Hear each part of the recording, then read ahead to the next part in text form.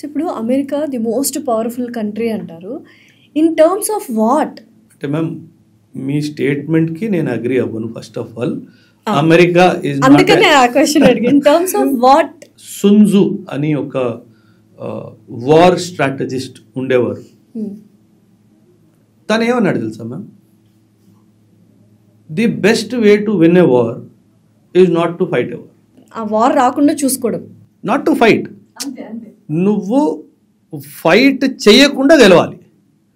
Fight చేసి గెలిస్తే గొప్పతనం ఏముంది? ఫైట్ చేయకుండా గెలవాలి అంటే ఎదుటోడు నీ మీద దాడి చెయ్యకుండా వాడిని చేయాలి. That is the real win. America దగ్గర ఆ కెపాసిటీ లేదు.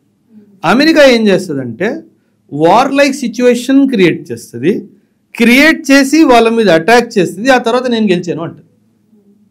సో సున్జు ప్రకారంగా America is a failed country because you could not avoid war. ఇప్పుడు ఇజ్రాయిల్కి ఇరాన్ మధ్యలో రీసెంట్గా వార్ జరిగింది కదా, అమెరికా మధ్యలో వచ్చింది, అటాక్ చేసింది, అప్పుడు సీజ్ ఫైర్ అయింది. నువ్వు అటాక్ చేసే ముందు సీజ్ ఫైర్ చేయించే సత్తా ఉండాలి, అంతే. అది రియల్ పవర్. ఇప్పుడు ఇంట్లో నాన్నగారు ఉంటారు, he is the head of the family. మనం పిల్లలు గొడవ పెట్టుకోవట్లేదు అంటే దట్ ఈస్ హిజ్ విన్. మనం గొడవ పెట్టుకున్న తర్వాత మన ఇద్దరం కలిసి నాన్న దగ్గరికి వెళ్తే నాన్న అప్పుడు దాన్ని సెట్ చేస్తే he is a failure. First of all the fear of dad should be, అమ్మో గొడవ పెడితే నాన్న ఇద్దరిని వేస్తాడు. That is the real power. మనం గొడవ పెట్టుకున్న తర్వాత నాన్న దగ్గరికి వెళ్ళిన తర్వాత ఆయన నన్ను తీర్పిస్తే అది పెద్ద పవర్ ఏం కాదు. సో మొత్తం ప్రపంచవ్యాప్తంగా అమెరికా పవర్ఫుల్ అనుకుంటున్నాం, కానీ కాదు. 0.1% కూడా కాదు. Which is a powerful country. అవసరమే లేదు ma'am. Why you need powerful country? You need happy country. ఇప్పుడు పీస్ఫుల్ కంట్రీ. ఇప్పుడు నేనే ఉన్నాను, నా దేశం ఉంది ఇండియా, వాసుదైవ కుటుంబకం అంటాం. మనం అందరం ఒక ఫ్యామిలీ అని అంటాం. అండ్ ఇంకో పదం మనం ఎప్పుడు మన గవర్నమెంట్ కానీ మన దేశం కానీ వాడుతుంది ఏంటంటే సూపర్ పవర్ అన్న కాన్సెప్ట్ లేదు మేడం. మన ఫారిన్ పాలసీలోనే India wants to become the super power లేదు. I want to become the Vishwaguru. విశ్వగురు అన్నది నాకు ఒక డ్రీమ్ ఉంది. ఎందుకంటే హిస్టారికల్ సివిలైజేషన్ నాది. నేను లోకానికి నీతి నేర్పించాలి as a Guru. That is the desire కదా మేడం. మ్యామ్ ఇప్పుడు మాల్దీవ్స్ ఉంది మేడం. మాల్దీవ్స్ని ఇండియా ఆక్యుపై చేసుకోవడానికి ఎంత టైం పడుతుంది?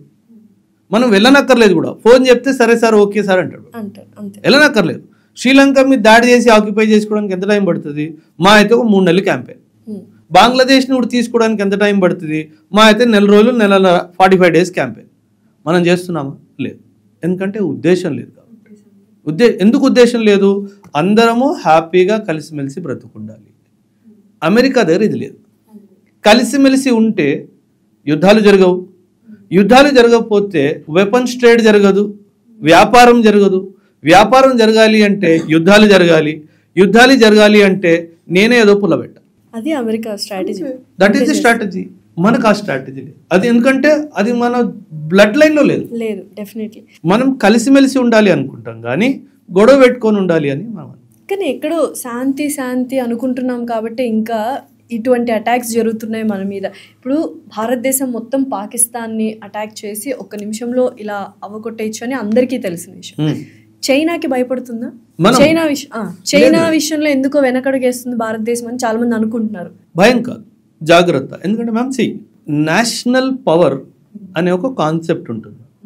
Military power, diplomatic power, political power, soft power, ఇవన్నీ కాంబినేషన్లో నేషనల్ పవర్ వస్తుంది. నేషనల్ పవర్ కంపారిజన్లో చైనా మనకి పైన ఉంది. ఎందుకంటే మనకన్నా పెద్ద దేశం బై ల్యాండ్, ఆల్సో ఎకానమీ కూడా చాలా పెద్దది కాబట్టి మన దగ్గర డెమోక్రసీ ఉంది, వాళ్ళ దగ్గర కమ్యూనిజం ఉంది కాబట్టి వాళ్ళు మనకన్నా ఫాస్ట్గా ఎదిగారు, మనకన్నా పెద్దగా ఎదిగారు. ఎప్పుడైనా సరే మీ ఎనిమి నీకన్నా బలవంతుడు అంటే తనతో యుద్ధం అవాయిడ్ చేయడంలోనే గెలుపు. అంతే కదా, తెలుగుగా వ్యవహరించడం. అండ్ గెలుస్తామా గెలవకపోవడం అన్నది సెకండరీ. యుద్ధం జరిగితే ఖచ్చితంగా ప్రతి భారత పౌరుడు, ప్రతి భారత సైనికుడు తను లాస్ట్ వరకు ఫైట్ చేస్తాడు, అందులో డౌట్ లేదు. కాకపోతే తెలివి ఏంటంటే అది అవాయిడ్ చేయడు. బట్ తను నా మీదకి దాడికి వస్తున్నాడు అంటే ఇంకా ఖచ్చితంగా నిల్చొని ఫైట్ చేయడు. ఓకే. సో నిల్చొని ఫైట్ చేసే కెపాసిటీ ఇండియాకి equal with China. Ma'am, military ఎప్పుడైనా సరే మిలిటరీ పవర్ అని మనం అంటాం కదా, మిలిటరీ పవర్కి 2 డైమెన్షన్స్ ఉంటాయి.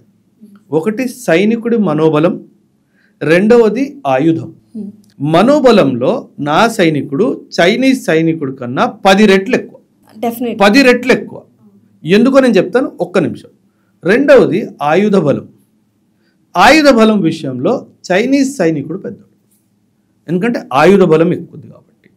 మనోబలం ఎందుకు ఎక్కువ అంటున్నానంటే, మీరు చాలా లాజిక్ ఉంది, వినండి మ్యామ్. చైనాలో 60s 70sలో 1960s 70sలో వన్ చైనా పాలసీ అని వచ్చింది.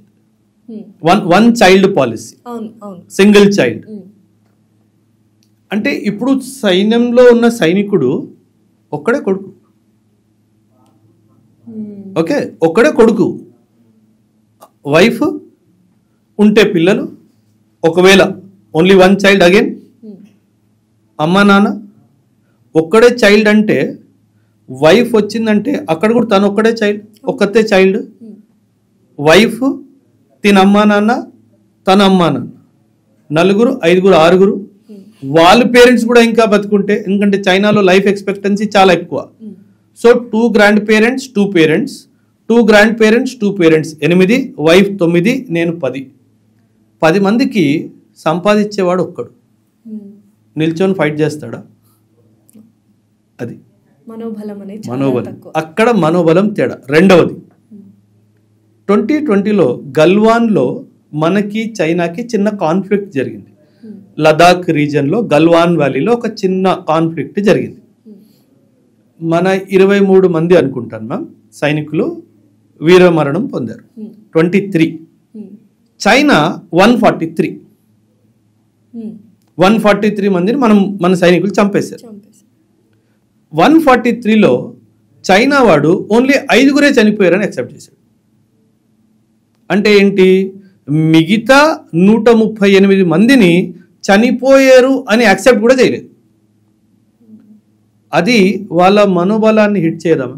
డెఫినెట్లీ, అందుకే దాచిపెట్టారు ఆ నంబర్. సో ఆ డైమెన్షన్లో ఒక సైనికుడు ఎప్పుడైతే పోరాటానికి దిగుతాడో ఇవన్నీ క్యాల్కులేషన్స్ మైండ్లో ఉంటాయి. నా దేశం నా సాక్రిఫైస్ని గుర్తిస్తుందా, నా త్యాగాన్ని గుర్తిస్తుందా లేదా అన్న థాట్ కూడా ఉంటుంది. సో 99% ఆ సోల్జర్ లాస్ట్ మూమెంట్ వరకు ఫైట్ చేస్తాడు అని చెప్పడానికి. కానీ నా దగ్గర అట్లా